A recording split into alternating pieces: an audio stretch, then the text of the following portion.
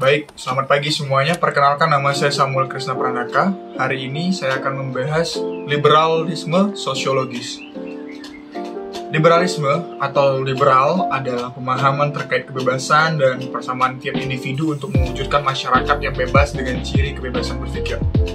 Kebebasan dalam ideologi liberal yaitu kebebasan individu untuk kemerdekaan pribadi, kebebasan tempat tinggal, hak menentang penindasan, hingga hak perlindungan pribadi serta hak milik.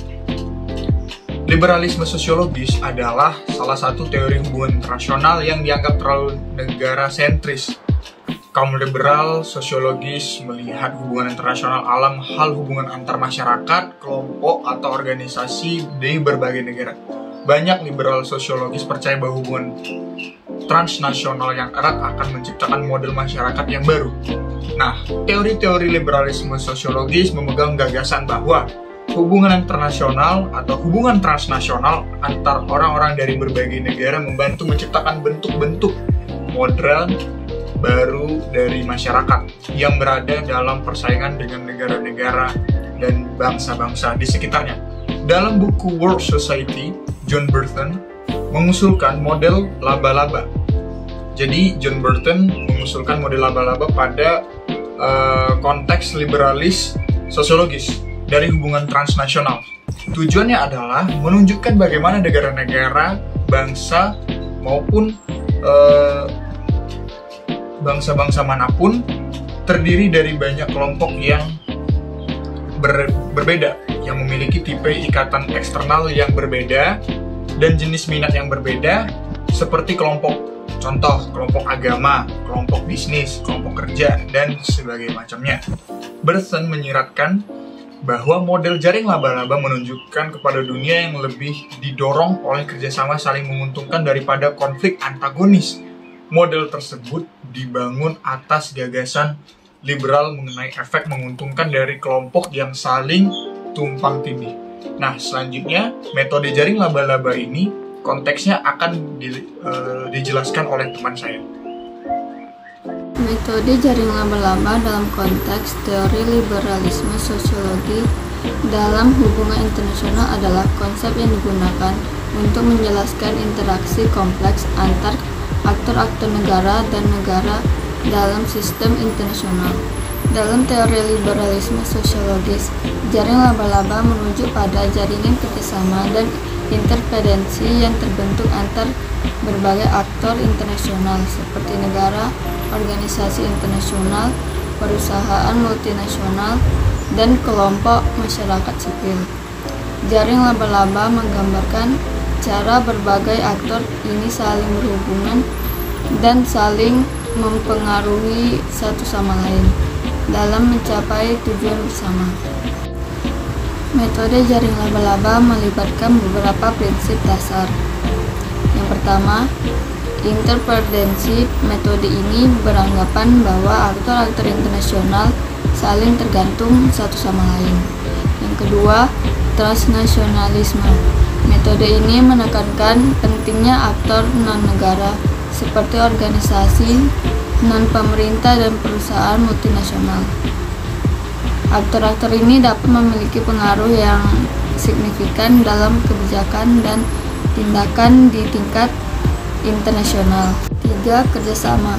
Metode ini menekankan pentingnya kerjasama dan kolaborasi antara aktor-aktor internasional dalam mencapai tujuan bersama.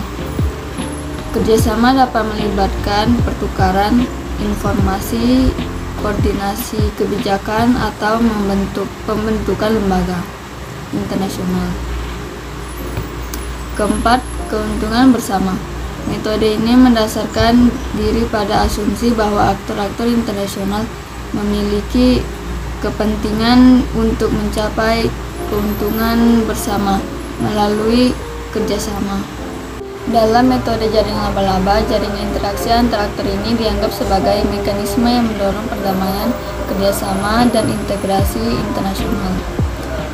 Dengan memahami hubungan yang kompleks ini, metode jaring laba-laba berusaha untuk menjelaskan bagaimana aktor-aktor internasional saling mempengaruhi dan membangun kerjasama untuk mencapai tujuan bersama dalam konteks liberalisme sosiologis dalam hubungan internasional.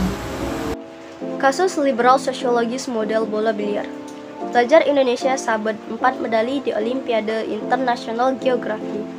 Kemendikbudristek lewat Pusat Prestasi Nasional mengirimkan 4 pelajar Indonesia terpilih pada ajang Olimpiade Geografi Internasional ke-18.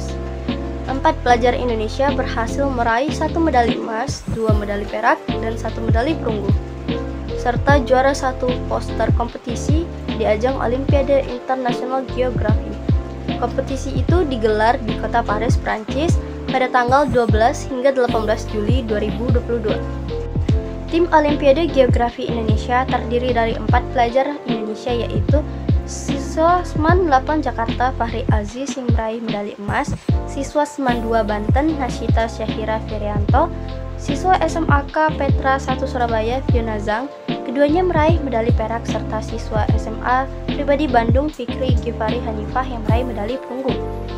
Ajang IGEO dilaksanakan dengan 4 tahapan tes, yakni tes teori tertulis, tes lapangan daring, tes multimedia, dan presentasi poster. Dalam pelaksanaan tes, peserta dituntut menyelesaikan berbagai soal dengan kemampuan analisis yang tinggi, serta membutuhkan keahlian tambahan seperti kemampuan menjelaskan dengan komprehensif, serta keahlian perpetaan.